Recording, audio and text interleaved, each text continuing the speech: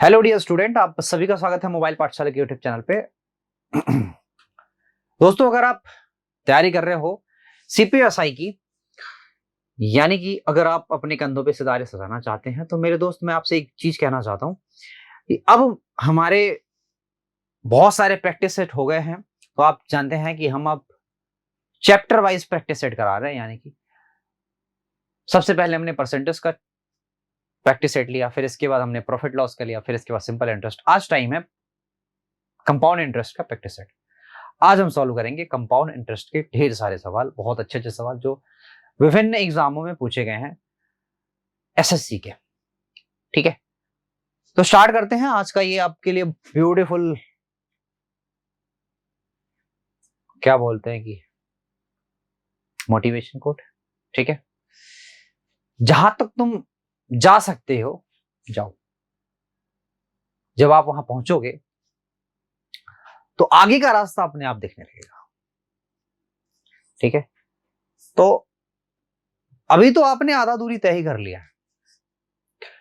अब आपको कोई गाइड करने वाला चाहिए, और गाइडेंस में हम माहिर हैं। गाइडेंस में बच्चे, आप जानते हो कि आपके हर एक कमेंट हम पढ़ते हैं, हर एक वो चीज जो आपको अपने एग्जाम के बारे में समझनी होती है, आपके जो डाउट्स होते हैं, वो हर चीज के कमेंट हम आपके पढ़ते हैं।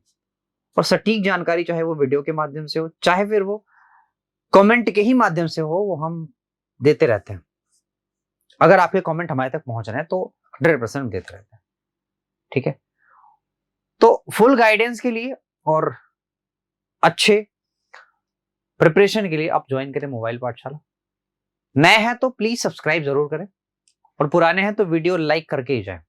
ठीक है, स्टार्ट करते हैं आज का सेशन। और ये आप जानते हो कि जो बच्चे एसएससी सीजल स्टेनोग्राफर अभी फिलहाल ये 2 प्रैक्टिस सेट्स हैं।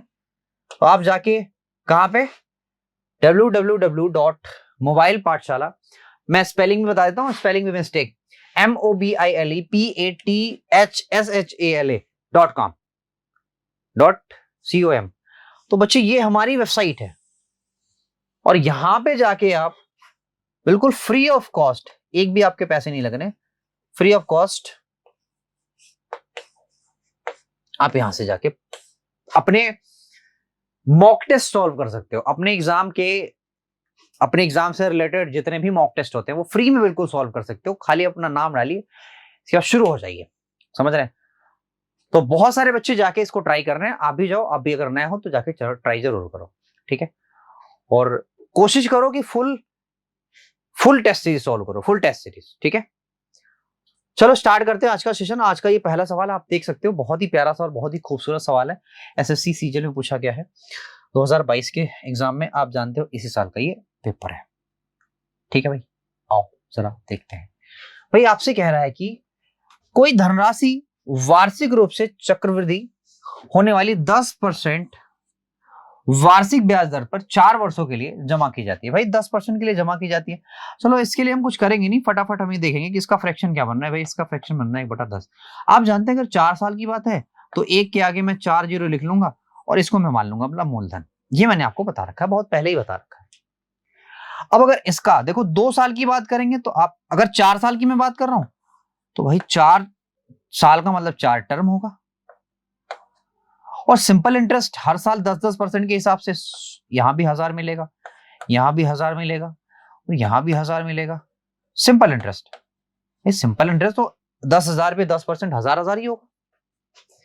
अब अगर मैं आपसे कहूं कि दूसरे साल मुझे ब्याज कितना मिलेगा, तो बेटा इसके पे 10% ब्याज हमारा 100 रुपए मिलेगा। ठीक है, और आप ये बताओ फिर इस पे कितना ब्याज मिलेगा। सर इस पे भी 100, इस पे भी 100, इसका मतलब 200 तो यही मिल गया, और इस पे भी 100, इस पे भी 100, इस पे भी 100, सर 300 तो यही मिल गया। अब दूसरे साल तो मेरा ब्याज कंप्लीट है, क्योंकि हमें पता है कि एक तो मुझे दूसरे साल इस पे ब्याज मिलेगा और इस पे ब्याज मिलेगा, लेकिन तीसरे साल मुझे इस पे भी, तो इन दोनों पे तो ब्याज मिल चुका, इसी पे मिलना बाकी है। तो अगर इसका 10% निकालोगे तो भैया आएगा 10। है ना? और तीसरे साल क्या होगा बच्चे, तीसरे साल मुझे इस पे ब्याज मिल चुका है, और इस पे भी मुझे ब्याज मिल चुका है, तो मिलना किस पे, इस 300 पे। तो 300 पे अगर ब्याज मिलेगा तो 300 का बेटा 10% क्या होता है? 30। और इसका 10% क्या होता है सर? इसका 10% 1 होता है। बात आई समझ में? तो आपसे कह रहा है कि देखो, कह रहा है कि 2 वर्ष के अंत में, बेटा 2 वर्ष का अंत, देखो ये फर्स्ट ईयर है, ये सेकंड ईयर है, तो 2 वर्ष के अंत में हमारा ब्याज कितना बना? तो आप कहेंगे सर जी 2100, मतलब 21 2000, हाँ ठीक है 2100 रुपए, ये 2 वर्ष का ब्याज है। आप बोलेंगे सर जी 4 वर्ष का कितना बना? तो देखो 4000 तो यही बन गया, ठीक है 4000 यही बन गया, और 3 और 2 5 और 1 6, तो 4600 तो यही हो गया। तो 4600 पहले यहां पे लिख लो, 4600 लिख लो। तो बच्चा 4 वर्ष के अंदर मिलने वाला ब्याज, तो 4600 यहां लिख लो, ठीक है। और क्या बनेगा? यहां देखो 40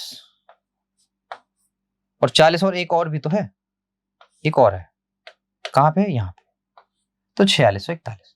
बेटा अगर हम इन दोनों को माइनस करेंगे, आप ये बात जानते हैं, अगर आप चाहते तो आप सिर्फ इतना कर सकते थे कि माइनस तो हमें 2100 को करना है, तो अगर हम ये चाहते तो हम ये कर सकते थे कि इस चीज को मैं छोड़ देता, इस चीज को जोड़ लेता मैं। तो 4 साल और 2 साल, तो 2 साल वाली मुझे धनराशि निकालनी है, 2 साल वाला मुझे ब्याज निकालना, तो ये वाला निकाल देता, तो यही तो बचता।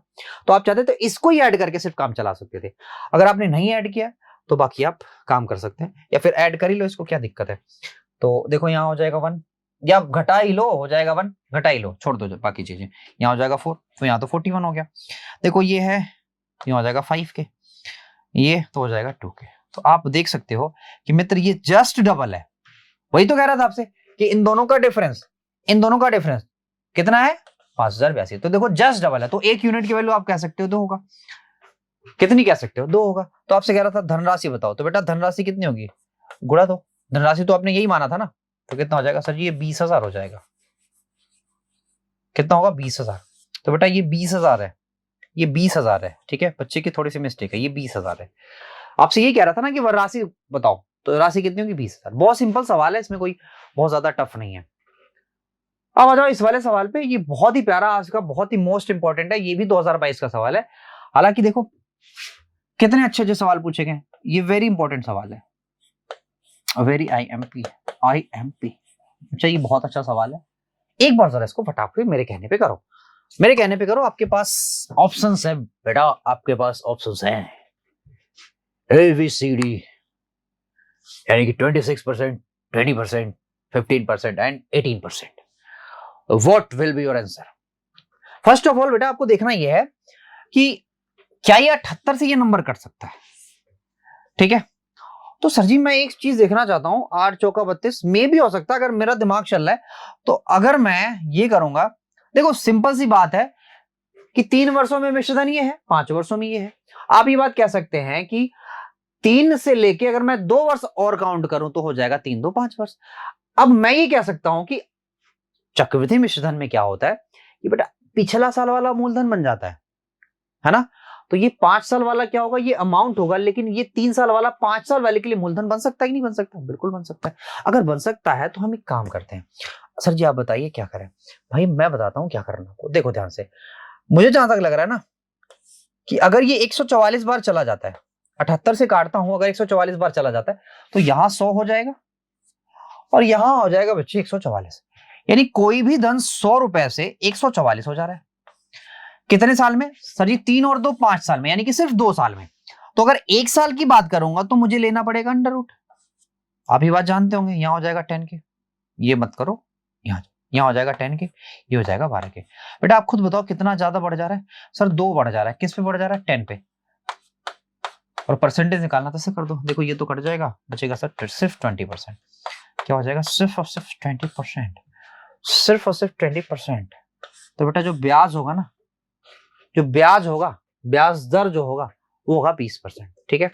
उम्मीद है कि आप समझ पा रहे होंगे, आपको मजा आ रहा होगा और अच्छे से आप सेशन एंजॉय कर रहे होंगे, ठीक है। आगे बढ़ते हैं, नेक्स्ट सवाल देखो अगला।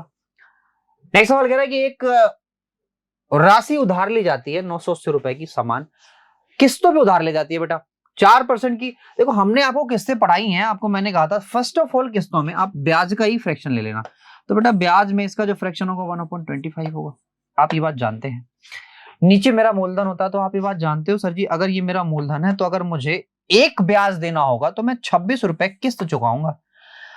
अगर 2 साल की किस्तें होंगी तो सर जी मुझे इसका स्केयर करना पड़ेगा, इसका भी स्केयर और इसका भी स्केयर करना पड़ेगा। तो बेटा इसका स्केयर करोगे तो आएगा 625, लेकिन मित्र अगर इसका स्केयर करोगे तो आएगा 676 के। बेटा याद रखना ये दोनों किस्तें हैं, तो किस्तें हैं तो आपसे कह रहा है कि दो समान किस्तों में चुकाई जाती है। देखो दो समान किस्तों में चुकाई जाती है तो किस्तों का वैल्यू समान होना चाहिए। जैसे ये 676 है तो ये भी समान करना पड़ेगा, तो इसको भी 26 का गुणा कर दो। क्यों? क्योंकि इसके कैरी तो है। अब यहाँ पे 26 का गुणा किया तो बेटा यहाँ भी 26 का गुणा करना पड़ेगा, हाँ या ना? बिल्कुल करना पड़ेगा सर जी। तो आप ये बात जानते हो सर जी, यहाँ भी 26 हो गया, यहाँ भी 26 हो गया, 26 का गुणा कर लो। 26 25 छक्का 150 हो गया, 25 छक्का 150 हो गया, 0 15 हो गया, 25 दूना 50 और 15 कितना होता है? 65 होता है ना, बिल्कुल सही 650। तो बेटा मेरे बच्चे मैं आपसे ये कहना चाहता हूं कि अगर मैं कहूंगा कि मूलधन कितना मेरा था, तो मूलधन इतना था और इतना था। और इस वाले में आपने कितना दिया सर जी? इस वाले में आपने 676 दिया, इसमें से मूलधन आपने 50 दिया था। बाकी जो बचा मेरे दोस्तों, जो 16 रुपए बाकी बचे थे या 26 रुपए बाकी बचे थे, 26 रुपए इसमें आपने ब्याज दे दिया। और इसमें 625 मूलधन दिया और ब्याज कितना दिया? बाकी जो बचा उसने आपने ब्याज दे दिया। ठीक है, बात मेरी समझ रहे हैं ना? यानी कि जो किस्तों में जो आप पैसा वापस करते हैं उसमें इतना मूलधन होगा और बाकी का बचा क्या होगा? मिश्र धन होगा। दूसरी किस्त में इतना मूलधन होगा, बाकी का बचा क्या होगा? ब्याज होगा। और मूलधन और प्लस ब्याज मिलके तो मिश्र धन होता है, और मिश्र धन में ही आप किस्तों को चुकाते हैं। समझ गए बात?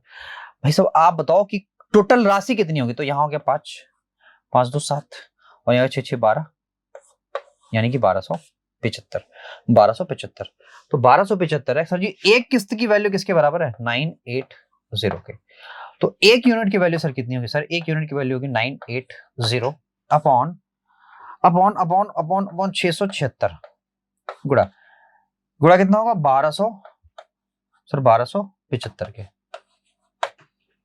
सर जी एक बात बताओ, 9 दूना 18। अगर सपोज करो अगर ये 2 बार होता, क्योंकि 2 बार है तो नहीं, लेकिन समथिंग समथिंग लाइक 2 बार है। अगर 2 बार होता तो क्या होता? सर 2 बार होता तो आप यहाँ पे 980 करते और गुड़ा 2 कर देते, क्योंकि अगर 2 बार जाएगा तो 2 का गुड़ा करो 0, 2 16 के 6, 9 18 19, सर जी 960 होता। लेकिन याद रखना 960 से नीचे ही जाएगा, 960 से ऊपर नहीं जाएगा। लेकिन ये भी याद रखना कि 1800 से ज्यादा ही जाएगा, 1800 से कम भी नहीं जाएगा, लेकिन 960 से कम आएगा। तो बेटा एक देखो आंसर क्या है तुम्हारा? 960। तो ये तो तुम्हारा आंसर कतई नहीं हो सकता। पूछो क्यों नहीं हो सकता? क्योंकि अगर मैं इसमें 2 का गुणा करूंगा तो 6 दूना 12 के 2 हुआ, और 2 7 14 15 के 5 हुआ, कैरी हो गया 1, 2 छक्के 12 और 1 13। बेटा आप बताओ, अगर मैं इसमें 2 का गुणा कर रहा हूं तो ये 1275 नहीं हो रहा, ये 1352 हो रहा है। इसका मतलब ये है कि 2 बार तो नहीं जाएगा, समथिंग लाइक 2 बार जाएगा, लेकिन 2 बार नहीं जाएगा। तो इसलिए मैंने 2 बार नहीं किया, इसलिए मैंने सोचा कि कुछ कम ही बार जाएगा। तो हमारा जो आंसर 1960 आ रहा है वो 1960 नहीं आएगा। कितना आएगा? थोड़ा सा कम आएगा, लेकिन 1800 से ज्यादा आएगा। तो हम क्या मान सकते हैं? 1850 अपना आंसर मान सकते हैं। आपके पास बेटा कैलकुलेटर होगा तो आप इस वाली चीज को सॉल्व कर लेना, आराम से आप आंसर पा लोगे। ठीक है, मेरी बात समझ रहे हो? नेक्स्ट बेटा, इससे इजी सवाल तो आपको मिल ही नहीं सकता। मुझे नहीं लगता कि आपको इससे इजी सवाल कहीं मिल सकता है। आप मेरी बात समझ रहे हैं? मेरी बात समझ रहे हैं भाई? देखो भैया, हमें ये कह सकते हैं कि अगर ब्याज हमारा त्रैमासिक है, ब्याज हमारा त्रैमासिक है, ब्याज हमारा त्रैमासिक है, तो हम ये कहेंगे भैया कि आपके 3 माह, आपके 9 माह में कितने 3 मासिक होंगे? तो आप कहेंगे सर जी 3, लेकिन 1 साल में कितने? 4। तो भैया 4 से इसको भाग देते हो, तो हमारा जो रेट ऑफ इंटरेस्ट हो जाएगा वो ये हो जाएगा। जब ब्याज त्रैमासिक हो तो याद रखना, फिर हम रेट ऑफ इंटरेस्ट को 4 से भाग दे देते हैं। हाफ ईयरली हो तो 2 से भाग देते हैं। मतलब आई मीन 4 मासिक हो तो हम क्या करते हैं सर? तो हम 3 से भाग देते हैं। मेरी बात समझ रहे हैं? अरे बोलो हाँ या ना? हाँ हाँ भैया हाँ, ठीक है। तो ब्याज रेट ऑफ इंटरेस्ट आपका वो आ गया। तो आप मुझे खुद ही बताओ कि 32,000 रुपए पे आपको 3 टर्म का ब्याज चाहिए, क्योंकि आपको आपके पास 9 महीने हैं, और 9 महीने में कितने 3 महीने? 3। तो इसका मतलब 3 टर्म का आपको ब्याज मिलेगा। 5% से अगर हम निकालना चाहते हैं तो ये हो जाएगा 16। कितना होगा भाई? 5 से करोगे 5 दूना 10 और तो 5 10 होगा, 0 हुआ, और 3 5 15 16, ठीक है। तो बेटा यहाँ पे तो हो जाएगा 5% निकालना, 00 कट जाएगा तो 1600, यहाँ 1600 क्या पूछ रहा आपसे? अच्छा कितनी हो जाएगी, ठीक है बेटा, तो ये तो नहीं होगी, तो ऑप्शन ही नहीं होगा। चलो 1600, तो ये सिंपल इंटरेस्ट है, ये समान समान मिलेगा। अब इस पे 5% निकालोगे तो भैया 16 25 80 यानी कि 80 रुपए, इस पे 160 हो जाएंगे, और इसका 5% निकालोगे तो 5 बटे 40 यानी कि 4 रुपए। तो लास्ट में 4 कहाँ पे है भाई? लास्ट में 4 देखो यहीं पे है, बाकी कहीं चीज हमें करने की जरूरत ही नहीं है, बाकी कहीं भी कुछ करने की जरूरत नहीं है, हमें कुछ भी करने की जरूरत नहीं है। यूनिट डिजिट से हमने अपना आंसर निकाल लिया। बेटा नेक्स्ट सवाल पे आ जाओ, अगले सवाल पे करो फटाफट। देखो इस सवाल में हम आपको हिंट देंगे, सिर्फ करेंगे सिर्फ आप ही, ठीक है। और अगर नहीं होगा तो आप क्या करेंगे, हमें कमेंट बॉक्स में हम अपना कमेंट डालेंगे। कह रहा है कि जोसेफ एक आदमी है 15 साल और 16 साल की, अपनी 2 बेटियों के नाम पर एक बैंक में रुपए 52,500 जमा कर दिया है। तो भाई अगर 52,500 टोटल राशि है तो आप क्या कह सकते हो भाई? आप क्या ये सकते हो, इसको 2 पार्ट में अगर मैं बांटूंगा तो एक को x मान लो, दूसरे को आप क्या मान लो, 52,500 माइनस x। कह सकते नहीं कह सकते? बिल्कुल कह सकते हैं। तो आपके पास 2 प्रिंसिपल तो मिल गए, एक कौन सा है, एक x है, और दूसरा कौन सा है, 52,500, ठीक है। आगे जब सवाल पढ़ोगे तो सवाल में लिखा है कि जो 18 साल के बाद, मतलब पहली जो इसकी बेटी है 15 साल की है, दूसरी 16 साल की है, 18 साल तक आने के लिए पहली वाली बेटी 3 साल का उम्र तय करेगी और दूसरी वाली 2 साल का। यानी पहली के नाम पे जो पैसा जमा हुआ, ठीक है, उसका अमाउंट 3 साल में जितना बढ़ेगा, सेम उतना ही अमाउंट दूसरी वाली का भी बढ़ जाएगा। कहने का यही मतलब है, यानी कि दोनों के अमाउंट बराबर होंगे। हमें सिर्फ दोनों के अमाउंट ही बराबर करने हैं, इन दोनों के अमाउंट क्या करने हैं, बराबर करने हैं, बस इतना ही काम करना है। यहां पे हो नहीं पाएगा, इसलिए मैं यहां पे ले चलता हूं आपको। कहां पे भाई? आओ मैं ले चलूं तारों के शहर में, ठीक है भैया, ला दिया ना तुम्हें तारों के शहर में। तो भाई साहब मुझे ये पता है कि आपको इतनी बात तो जानकारी है कि जो अमाउंट का फॉर्मूला होता है P 1 प्लस R बाई 100, अगर 2 साल की बात होती तो स्क्वायर करते, प्लस कहां करेंगे, बराबर है ना ये, तो प्रिंसिपल 1 प्लस R बाई 100। 3 साल की बात होगी तो हम 3 करेंगे। देखो एक जगह प्रिंसिपल हमने x माना है, कहां माना है भाई, कुछ भी मान ले भाई, प्रिंसिपल हमने क्या माना है, x माना है। और रेट ऑफ इंटरेस्ट बेटा यहाँ पे क्या है, तो रेट ऑफ इंटरेस्ट फटाफट पता लगा लो, रेट ऑफ इंटरेस्ट क्या है बेटा, रेट ऑफ इंटरेस्ट क्या है बाबू, 10%। भाई रेट ऑफ इंटरेस्ट अगर 10% है तो आप ये कह सकते हैं बहुत आराम से कि 10% की फ्रैक्शन होती है सर 1/10। तो यहाँ पे तो भैया मैं यहाँ पे भी मैं लिख सकता था 1/10, क्या लिख सकता था, 1/10, सीधे 1/10, फ्रैक्शन सीधे लिखो 1/10, ठीक है। तो 10 1 हो जाएगा 11/10, इसका स्क्वायर, यहां हो जाएगा 52,500 माइनस का x, यहां हो जाएगा 11, यहां हो जाएगा बटा 10 गुणा 3। बेटा जितना ही ये है उतना ही ये है, तो आप जानते हो एक बार मतलब 3 बार घात से 2 बार घात, समझ रहे हो, 2 बार घात से 3 बार घात चली जाएगी। देखो भैया यहां बच गया हमारे पास कितना, आप कहेंगे सर जी आपके पास यहां जो बच गया वो बचेगा 10, है ना, क्रॉस मल्टीप्लाई कर दो, कर दिया क्रॉस मल्टीप्लाई। और भैया दूसरी चीज हम ये बोलेंगे क्या कि आप एक काम कर दीजिए सर, इस वाले का मल्टीप्लाई इसमें कर दो और 11 यहां पे है, ठीक है। इस वाले का मल्टीप्लाई करोगे तो आप ये कह सकते हैं क्या कि ये हो जाएगा 5 2 500 और गुणा 11, और यहां पे गुणा 11 होगा तो माइनस का 11x होगा। बेटा इसको इधर करोगे तो आएगा 21x, that is equal to 52500 into 11। Sir x की वैल्यू कितनी आएगी, क्या 21 से कटेगा, 21 दूना 42, 21 पंजे 105, बिल्कुल कट जाएगा, 21 दूना 42, 21 पंजे 105, और ये हो गया 00 के, दैट इज इक्वल टू 11। तो ये x की वैल्यू है, आपसे पूछा क्या, बता देता हूं चिंता मत करो, x की वैल्यू क्या हो जाएगी, 00, 11 पचे 55 के 5, 11 दूना 22, 22 और 5 कितना होता है 27, तो बेटा एक हो जाएगा 27,500। देखो पूछा क्या है, भाई पूछा क्या है, पूछा क्या है, पूछा कह रहा है कि जोसेफ ने अपनी बेटी के नाम पर कितनी धनराशि जमा की, किस बेटी के नाम पे।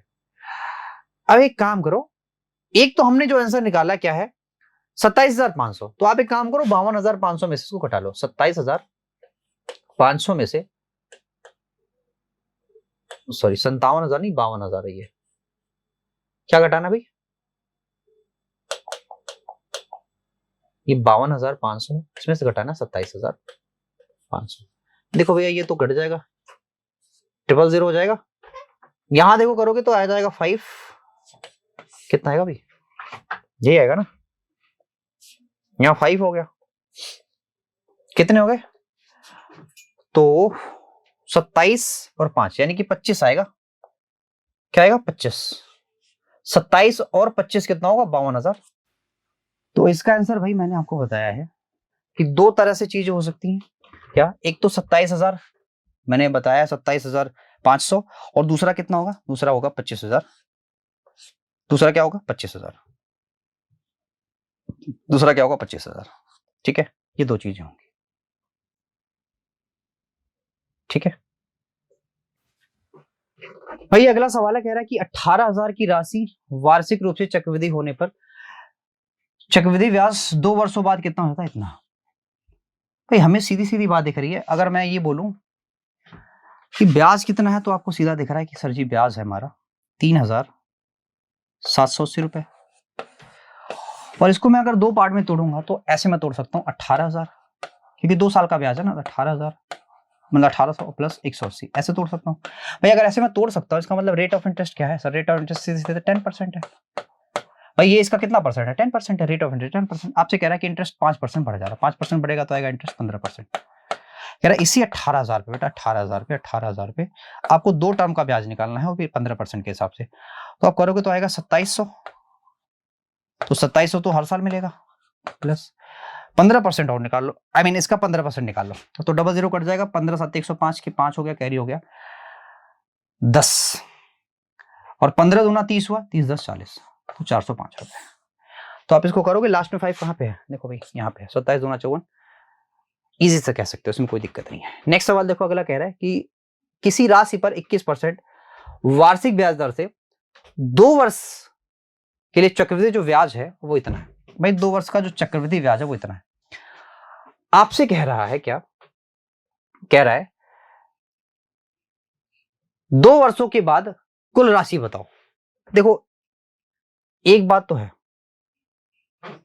चक्रवृद्धि ब्याज के रूप में किया जाता है, ठीक है,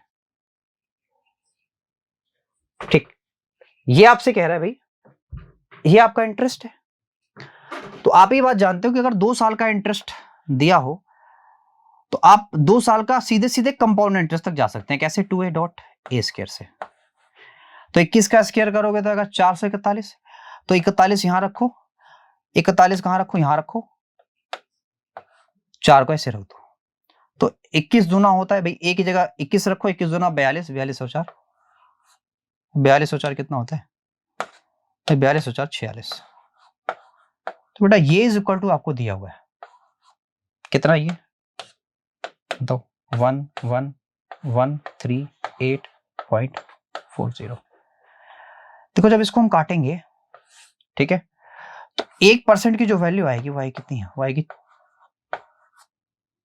240, ठीक है, तो 100% की अगर मैं वैल्यू निकालूंगा, देखो ये मैंने पहले ही कर रखा है क्योंकि ये कैलकुलेशन बहुत बड़ी थी इसलिए मैंने पहले ही कर रखा है, तो 100% की वैल्यू जाएगी 24,000। अब आप खुद बताओ कि अगर हमारा जो प्रिंसिपल है वो अगर 24,000 है और इंटरेस्ट अगर इतना है, तो आप खुद बताओ फिर जो हमारा अमाउंट होगा वो कितना होगा, तो आप कह सकते हैं 24 यानी कि 35 होगा, 35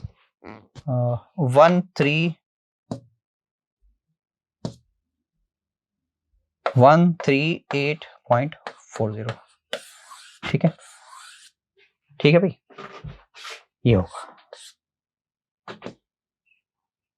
ये आप जानते हैं आपके लिए फ्री, बिल्कुल जितने भी बच्चे सीजीएल या फिर स्टेनोग्राफर की प्रिपरेशन करते हैं उनके लिए ये बिल्कुल फ्री मॉक टेस्ट है, आप जाके यहाँ पे आराम से मॉक टेस्ट आप कर सकते हैं, ठीक है। अगला सवाल है, कह रहा है कि किसी मूलधन पर 12% ब्याज दर से 8 वर्षों में साधारण ब्याज, भाई ये साधारण ब्याज है 4800। तो आप जानते 12 बट्टे 96, इसका मतलब ये है कि 96% जो है ना वो क्या है सर, वो है 4800 के बराबर। आप चाहते हो तो मैं इसको काट भी सकता हूँ, 48 गुना 96 यानी हो जाएगा यहाँ पे 50। 1% की वैल्यू 50, तो 100% की वैल्यू कितनी हो जाएगी सर, 100% की वैल्यू 5000। यानी कि जो मेरी बात समझ रहे हैं, जो मेरा प्रिंसिपल है वो कितना है, 5000 है। कह रहा है उसी मूलधन पर 10% की चक्रवृद्धि ब्याज की दर से जिस 3 वर्ष का बेटा क्या आपको प्राप्त करना है, चक्रवृद्धि ब्याज, तो 5000 रुपए।